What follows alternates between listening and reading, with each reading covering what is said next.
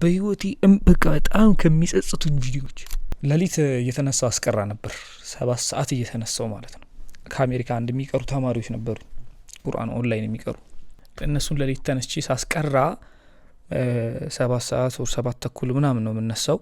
ከሰዓቱ ገፋ እያለ እስከ ፈጅር ይሄዳል። ከዛ ፈጅር ከሰገድኩ በኋላ ነው ከፈጅር ከሰገድኩም በኋላ በሰዓቱ ተማሪ ምናምን ስለነበርኩኝ ትንሽ ናፕ ባረግ ነው። ከዛ ተነስቼ ወደ ትምህርት ቤት ነው የሚሄደው። ስለዚህ ፈጅር ብዙ አያመልጠኝም። ብዙ ጊዜ ሰግጄ ነው ወዲያው ሰግጄ ነው መተኛው። አንድ ቪዲዮ ሰራውል ይኸውልህ እኔ በቃ ስለምነሳ አላርም ሞልቼ ልጆቹን ለማስቀራትም ስለምነሳ አያመልጠኝም ነው ፈጅር። አንድ ቪዲዮ ሰራው።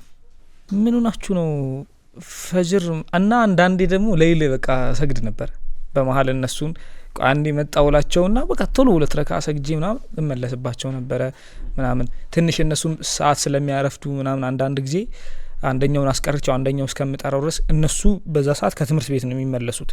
ሶ መክሰስ ቆይ እስኪ ባላ ምናምን ሲባል በሰዓቱ ተነስቼ ሰግድ ነበር። አላህ ይቀበለኝ። ምን ሆናችሁ ነው ለሊት የማትሰግዱት? በምን ወንጀላችሁ ነው የሌልና የፈጅር ሰላት የተከለከላችሁት አልኩኝ።